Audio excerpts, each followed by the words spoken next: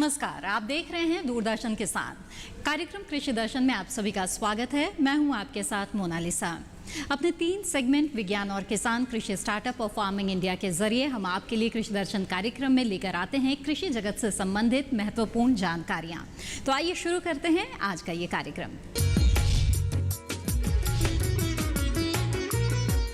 कृषि दर्शन कार्यक्रम में आइए सबसे पहले देखते हैं विज्ञान और किसान।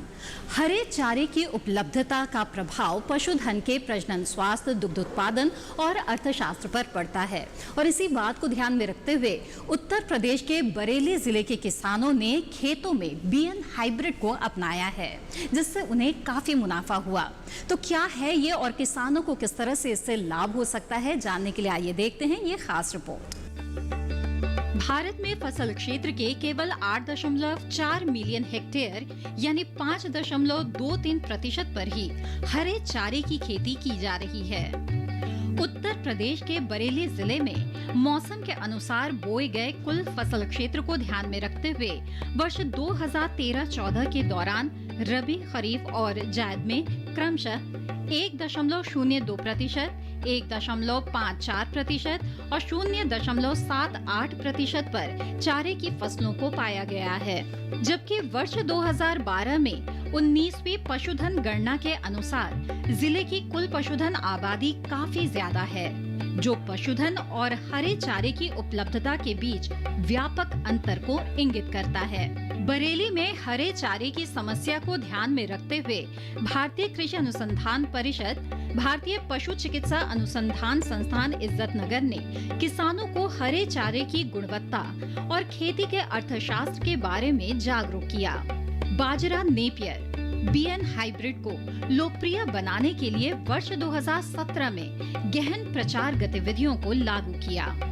संस्थान के चारा फार्म में बीएन हाइब्रिड के प्रदर्शन 30 एकड़ के लिए किसानों के प्रदर्शन दौरे के रूप में विस्तार शिक्षा कार्यक्रम की श्रृंखला, किसानों की कार्यशालाएं, इंटरफेस बैठक की और प्रशिक्षण, यूट्यूब का विकास। यूट्यूब वीडियो के जरिए एक गांव की सफलता की कहानी ने किसानों को उत्तर प्रदेश के बरेली जिले में ही नहीं बल्कि देश के 10 अन्य राज्यों में भी बीएन हाइब्रिड खेती को अपनाने के लिए प्रोत्साहित किया। 10 राज्यों के लगभग 450 किसानों, युवाओं से रोपण सामग्री जैसे बीएन हाइब्रिड की कटिंग, रूटेड पर्चियों की आपूर्ति के लिए अनुरोध प्राप्त करने पर संस्थान असम, मणिपुर, गुजरात, महाराष्ट्र और झारखंड इत्यादि में रहने वाले किसानों को 40 कटिंग की आपूर्ति कर रहा है।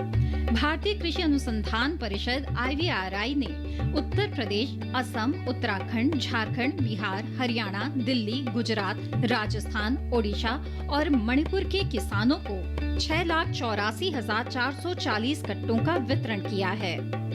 इससे पहले बरेली जिले के किसानों को बीएन हाइब्रिड के बारे में जानकारी नहीं थी। संस्थान की विस्तार गतिविधियों ने हाइब्रिड की खेती में बरेली जिले के किसानों की रुचि और उनके हितों को बढ़ाया।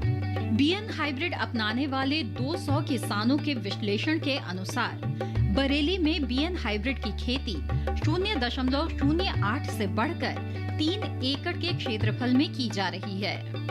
अब किसान पहली कटाई में 10 से 15 टिलर प्रति प्लांट ले रहे हैं और तीसरी कटाई में ये 60 से 120 टिलर प्रति प्लांट तक बढ़ा दिया गया है। किसान अब तीसरी फसल में बीएन हाइब्रिड का 220 से 250 क्विंटल प्रति एकड़ हरा चारा उपजा रहे हैं। किसानों के कथनानुसार डेयरी पशुओं के लिए बीएन हाइब्रिड के हरे चारे की नियमित उपलब्धता से दूध की उपज में प्रतिदिन 0.5 से 1 लीटर की वृद्धि दर्ज की गई है। इससे पहले शुष्क मौसम के दौरान डेयरी पशु हरे चारे से वंचित रह जाते थे, जिसके परिणाम स्वरूप दूध का उत्पादन कम होता था। आपको बता दें कि बीएन हाइब्रिड की खेती उनके डेयरी पशुओं को नियमित हरा चारा उपलब्ध करा रही है। परिणाम स्वरूप दुग्ध उत्पादन की अवधि 1 महीने तक बढ़ा दी गई है।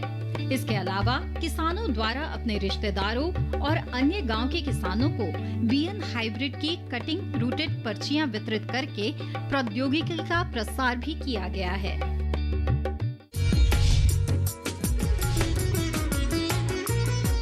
देश के कई हिस्सों में मॉनसून ने दस्तक दे दी है।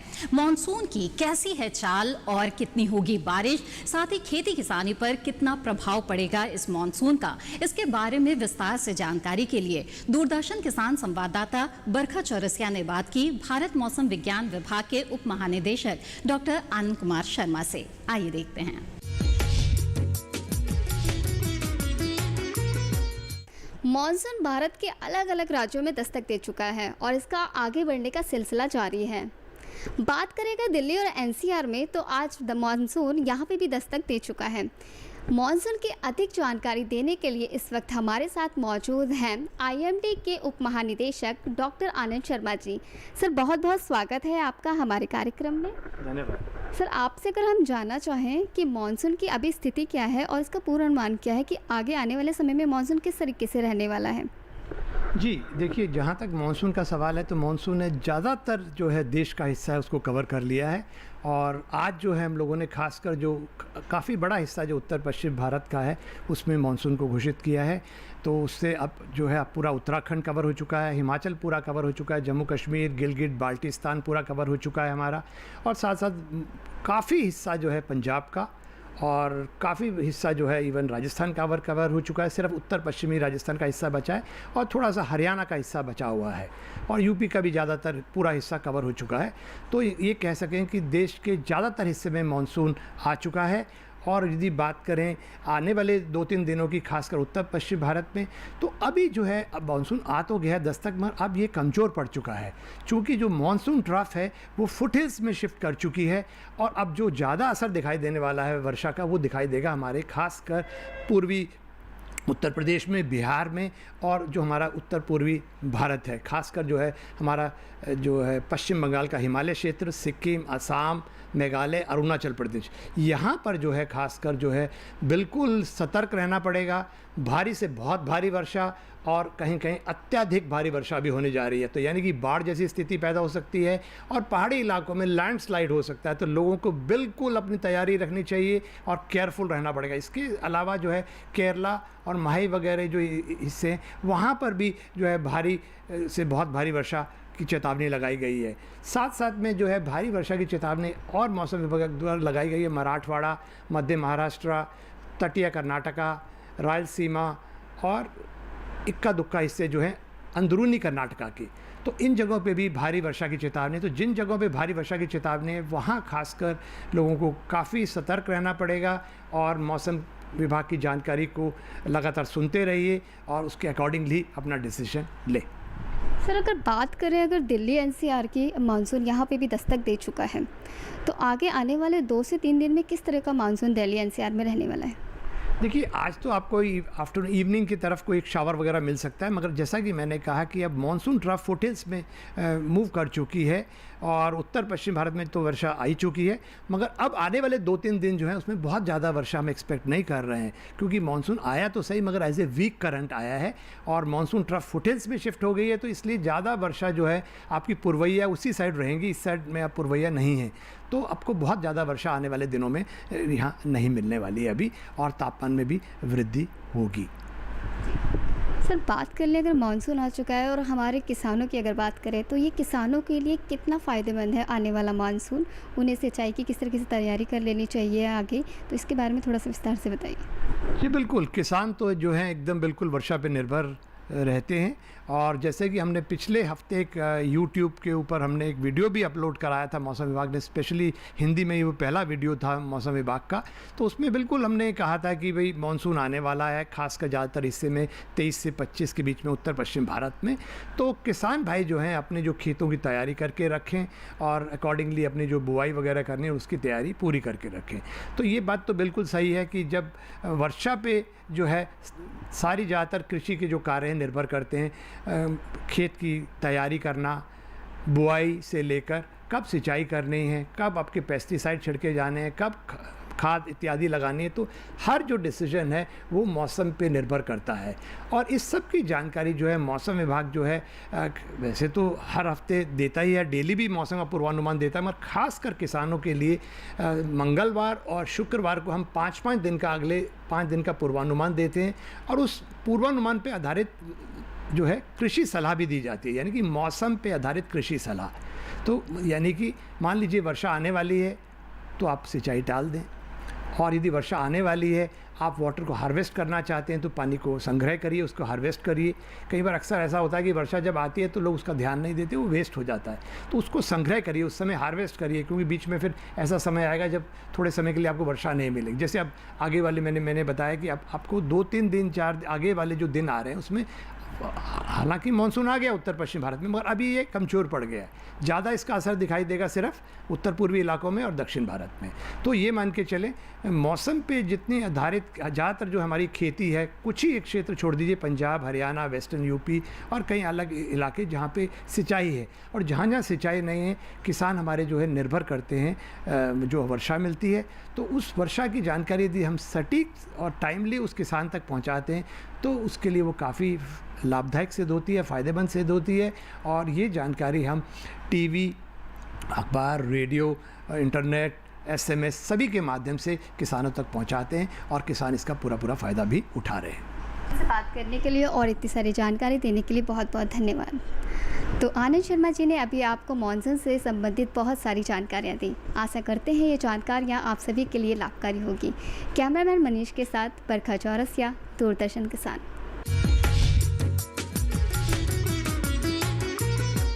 कार्यक्रम कृषि दर्शन में फिलहाल वक्त है एक छोटे से ब्रेक का। ब्रेक के बाद देखेंगे कृषि स्टार्टअप। आप बने रहें दूरदर्शन किसान पर।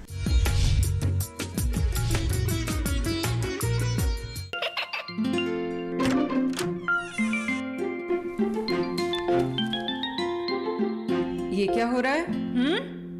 काशवी, इतने कम मार्क्स? काशू, बेटा पढ़ा करो। पढ़ोगी नहीं तो आगे कैसे बढ़ोगी? मम्मा, मैं भी तो आपसे यही कहना चाहती हूँ, पढ़ा करो। आप पढ़ोगे नहीं तो आगे कैसे बढ़ोगे? मतलब? वो देखो। सिर्फ बैक पर छपा ऑर्गेनिक नहीं, ऑर्गेनिक का निशान पहचानिए। PGS ऑर्गेनिक का ये लोगो उन किसानों की पहचान है जो आज भी परंपरागत विधि से रसायन मुक्त खेती कर आपके लिए शुद्ध फसल उपजा रहे हैं। अब समझे मम्मा, अगर मैं प्योर ऑर्गेनिक फूड नहीं खाऊंगी तो अच्छे मार्क्स कहाँ से लाऊंगी? अच्छा बच्चों, जैविक खेती की इस मुहिम को आगे बढ़ाइए, शुद्ध ऑर्गेनिक अपनाइए।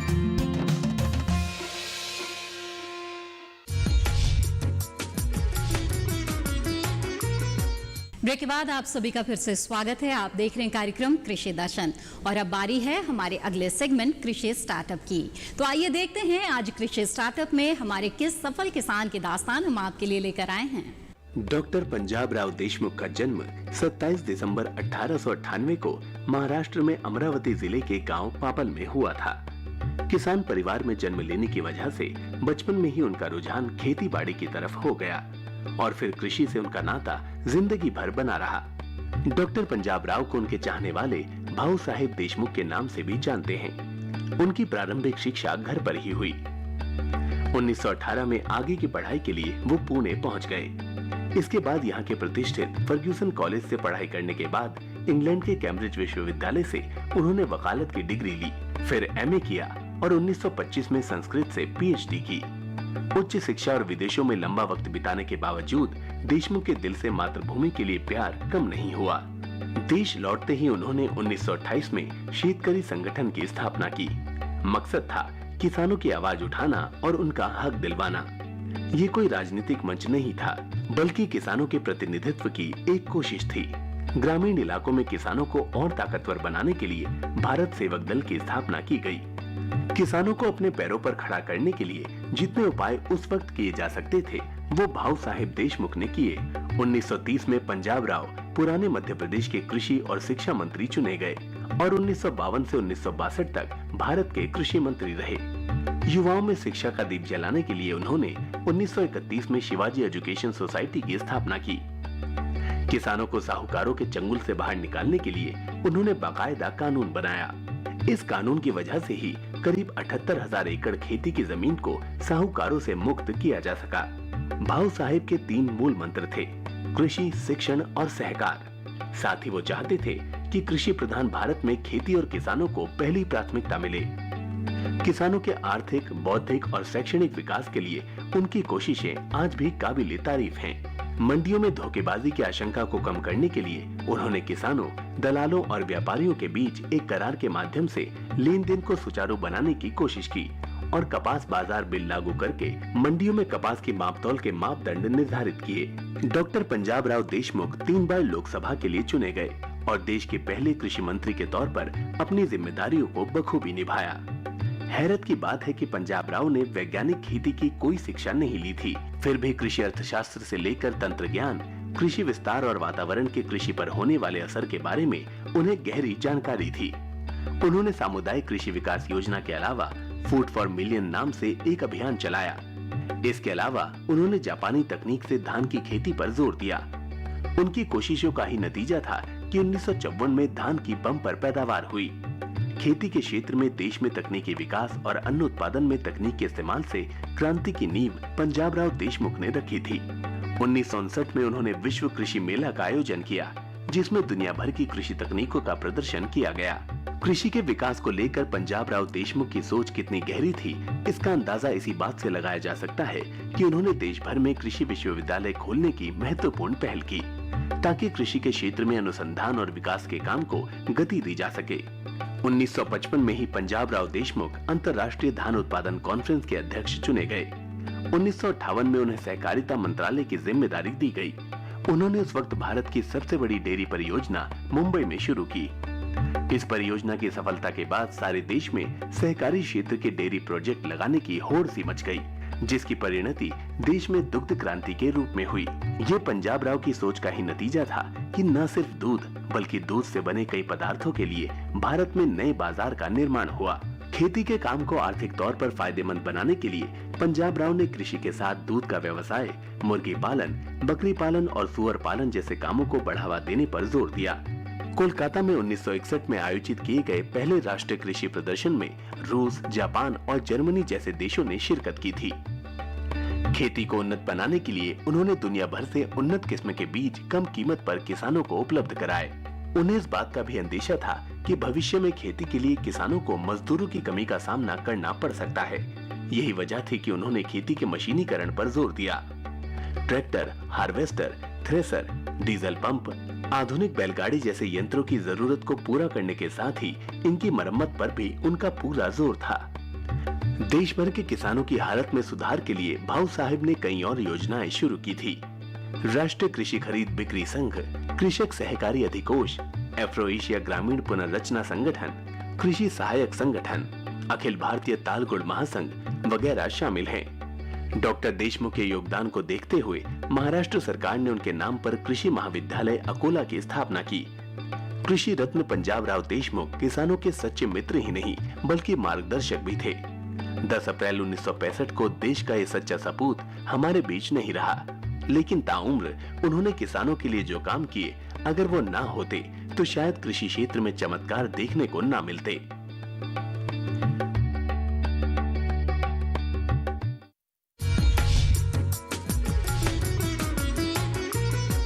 कृषि दर्शन कार्यक्रम में वक्त हो चला है एक और छोटे से ब्रेक का। ब्रेक के बाद हम आपके लिए लेकर आएंगे फार्मिंग इंडिया। बने रहें दूरदर्शन किसान पर।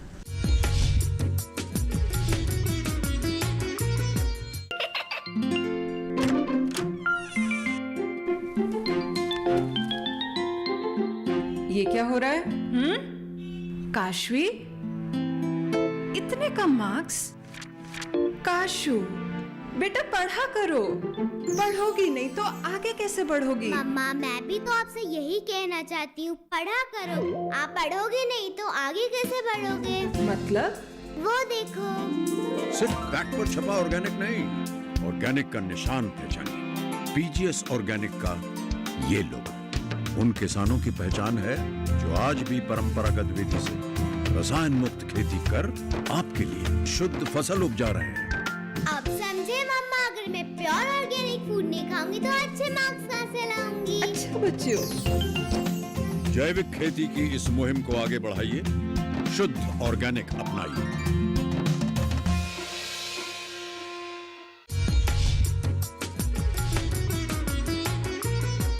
ब्रेक के बाद आप सभी का फिर से स्वागत है। आप देख रहे हैं कार्यक्रम कृषि दर्शन। आइए अब देखते हैं हमारा अगला सेगमेंट फार्मिंग इंडिया। जब आप खेती करते हैं और अधिक लाभ कमाने के लिए वैज्ञानिक तरीकों को अपनाते हैं तो कई बार आपके सामने कुछ ऐसे सवाल आ जाते हैं जिनका जवाब केवल कृषि विशेषज्ञ ही दे सकते हैं।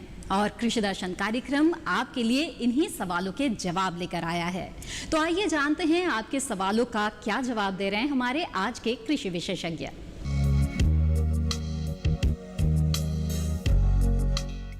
गोभी और इंग्लिश सब्जियों में खास तौर से इस मौसम में जो है कभी कभी ये देखा गया है कि जब जैसे ही ह्यूमिडिटी बढ़ती है, आर्द्रता बढ़ती है, तो उसमें अल्टरनेरिया का प्रकोप हो जाता है। तो अल्टरनेरिया के प्रकोप से बचने के लिए आप जो है मैनकोजेब का आपको छिड़काव करना चाहिए और इससे जो है उसका प्रकोप जो है कम हो जाएगा। और साथ साथ जो है उसमें कीड़े भी कभी कभी आप देखते होंगे कि एक एक झुंड में इस पर डेट्रा का प्रभाव काफ़ी प्रकोप होता है। तो कीड़ों से भी बचने के लिए अगर शुरुआती दौर है तो पत्तियों को इकट्ठा कर लेनी चाहिए और कीड़ों को नष्ट कर देना चाहिए। अगर ज़्यादा हो गया है तब तो उसमें हमको दवाई छिड़कनी पड़ती है और उसके लिए SMP जो कि बाज़ार में उपलब्ध है उसको हम छिड़काव कर देते हैं और उसके वजह से जो है वो स्वयं खेत में जो है एक तरह का वायरस होता है और उसमें इस पर डटरा पर फैल कर उसको जो है उसको नष्ट कर देता है।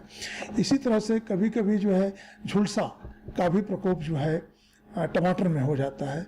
तो उससे भी बचाव करने के लिए आपको जो है मैनकोजेब या रोडोमोलियम जेट का जो है प्रभाव इस्तेमाल करना चाहिए, जिसके प्रयोग से जो है जितने पत्ते वाली जो बीमारियां लगती हैं या झुलसा लगता है टमाटर वर्गीय खास तौर से टमाटर में, उससे इसका निदान हो जाता है। और इस मौसम में खास तौर से आप किसान भाइयों को ये ध्यान देने योग्य बातें हैं कि पानी जो है समयानुसार और कम से कम पानी दें, क्योंकि कम से कम पानी देने पर और पानी बार बार देने से ज़्यादा अच्छा है कि एक ही बार ज़्यादा पानी न दें, क्योंकि बहुत ज़्यादा पानी देने से उसमें कभी कभी पौधों को विल्टिंग होने की भी संभावना होती है। अगर खेत समतल नहीं है तो कहीं पर पानी ज़्यादा लग जाता है, कहीं पर कम लग जाता है, तो ये सारी चीज़ें जो है पौधों के लिए नुकसानप्रद होता है। और आजकल तो हम लोग हमेशा सलाह देते हैं किसान भाइयों को कि जो भी रोपाई करनी हो, चाहे जड़ वाली तो करते ही हैं, इसके साथ साथ गोभी वर्गीय हैं या टमाटर वर्गीय हैं तो उसको आप मेढ़ों पर ही लगाएं, क्योंकि मेढ़ों पर आपको प्रबंधन करने पर जो सस्य प्रबंधन है उसमें आपको काफ़ी जो है सहूलियत होती है, काफ़ी जो है आपको अच्छा होता है, ताकि उसमें निराई गुड़ाई भी अच्छी तरह से कर देते हैं और पौधों को कतार से कतार और पौध से पौध की दूरी भी आप अच्छी तरीके से उसको जो है मेंटेन कर लेते हैं, ताकि और पौधे में जो विकास भी अच्छा तरीके से होता है। तो हम हमेशा आपको सलाह देते हैं कि जो भी खेती करें शरतकालीन में आप मेढ़ों पर करें और ये मेढ़ें जो है ज़मीन से करीब करीब 20-22 सेंटीमीटर जो है ऊंची होनी चाहिए। और जैसी फसल हो, जैसे अगर जड़ वाली फसलें हैं तो करीब करीब 40-45 सेंटीमीटर कतार से कतार की दूरी होनी चाहिए। अगर टमाटर वर्गीय हैं तो 60 से जो है 75 सेंटीमीटर होनी चाहिए। अगर गोभी वर्गीय हैं तो इस समय जो है कम से कम 45 से 50 सेंटीमीटर कतार से कतार की दूरी होनी चाहिए। और पौध की दूरी भी आवश्यकता अनुसार आप मेंटेन करते हैं। जैसे कि अगर जड़ वाली सब्जियां हैं तो 10 से 12 सेंटीमीटर पौध से पौध की दूरी होनी चाहिए।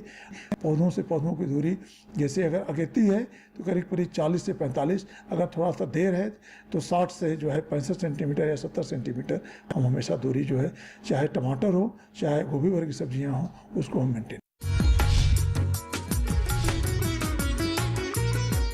ये था आज का कृषि दर्शन कार्यक्रम से संबंधित अपने सुझाव आप हमें भेज सकते हैं। हमारा पता है कृषि दर्शन, कमरा नंबर 10, CPC, खेलगांव, नई दिल्ली 110049। आप हमें ईमेल